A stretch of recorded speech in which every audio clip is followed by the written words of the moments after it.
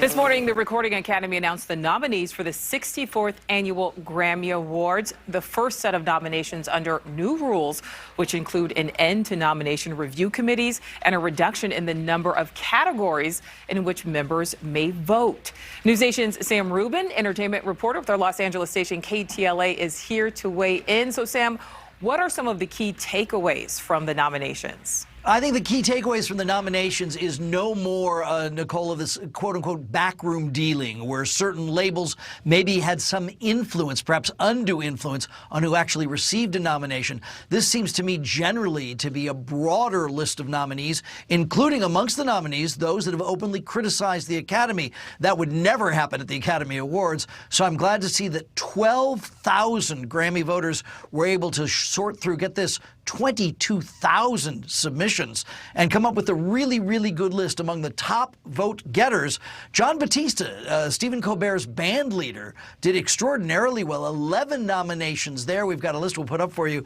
Justin Bieber with 8, Doja Cat with 8, and rounding out that list, we see Billie Eilish with 7 nominations, H.E.R. Having Everything Revealed, 6 there, and The Weeknd, who of course said he wouldn't even submit because he felt snubbed last time, with 3 nominations. All right, so Sam, you know, one of the biggest criticisms, lack of diversity. So right now, the big question, is there really more diversity compared to last year when we're looking at all of the nominations?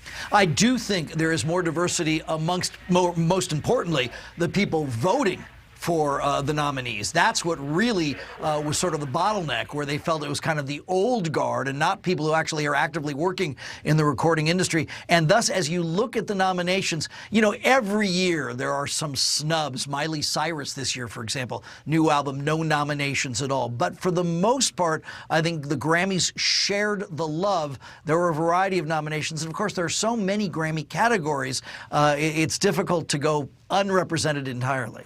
All right, so you mentioned singer The Weeknd's criticism. How serious did the Recording Academy take that criticism, again, despite his plans to boycott after last year's snub? Well, first and foremost, he was a nominee today 3 times over.